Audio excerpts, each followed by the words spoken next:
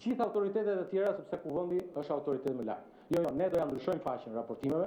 Kjo është thjesht vetëm fillimi. Kjo që do të ketë kapëm edhe një rekord tjetër si seanca më e gjatë për miratimin e kalendarit dhe programit Kuvendit të paktën në 20 vite sa jam unë këtu në këtë sallë. Gjova me vëmendje disa prej deputetëve, Kuvendit ai që e përcakton kush do të drejtoj, po jam i sigurt që do të gjehet gjuha dhe kam folur edhe me ata se këta kur nuk janë në televizor janë ndryshe, dhe besoj që do t'i japim drejtim kësaj çështje. E fundit që kam sa i përket shkarkimit të kryetarit Kuvendit, përsëri gënjyen. U çu një deputet aty dhe tha nuk është mbledhur konferenca e kryetarëve për këtë çështje, ishte në mbledhje. Ishte në mbledhje dhe kryetari i Kuvendit tha nuk mbledhet konferenca e kryetarëve, mbledhet Këshilli Legjislacioni i cili do mbledhet të javë.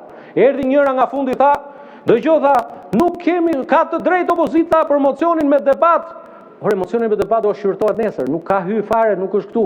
Nuk është shqyrtuar, kur të shqyrtohet, do të flasim. Dhe i dëgjova me vëmendje edhe për protestën e njoftuar të 17 tetorit. Unë uroj që Tritan Shehu ta ketë pasur serioze atë që tha, sepse për herë të parë, pas kaq shumë vitesh, flet një përfaqësues i Partisë Demokratike për komandantët e UÇK-s që ndodhen në Hag. Jam i sigurt që Sali Berisha nuk ka folur dhe as nuk ka për të folur kurrë për komandantët e UÇK-s, sepse të gjithë e dim arsyeën e Sali Berishës ndaj UÇK-s për shkaqe që atëherë Tritani bënte drejtorin e shqiponjës kur furnizonte Sali Berisha me naftë, kontraband, makinerinë vrasëse të Slobodan Miloševićit. Por, si kryetari i grupit parlamentar i kësaj shumice parlamentare e Partisë Socialiste, e vetmja parti që nuk ka pasur ndonjëherë luhatje në qëndrimin e vet ndaj vlerave tona kombëtare, por edhe ndaj luftës shqiptare të vëllezërve tanë të Kosovës, ne mbështesim thirrjen e shoqatës së veteranëve të luftës për çlirin e Kosovës dhe sigurisht që i bëjmë thirrje qytetarëve shqiptar të partisë. Kushteve që vun ta imagjinoni edhe për këtë çështje, vun kushte.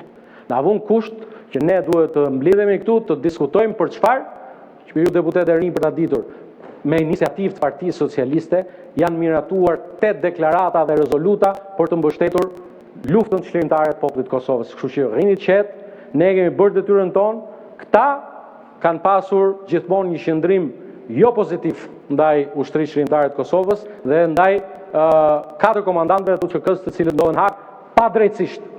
E kam të drejtë personale të them, janë padrejtësisht sepse nuk ka asnjë provë që rëndon ndaj tyre me ato palo dëshmitar që po serviren.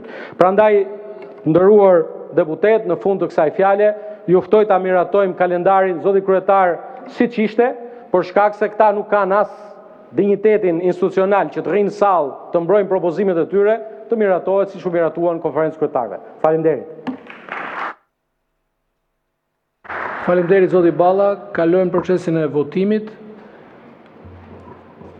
Votimi do të jetë i hapur me kartona. Kush është pro? Kundër? S'ka abstenim?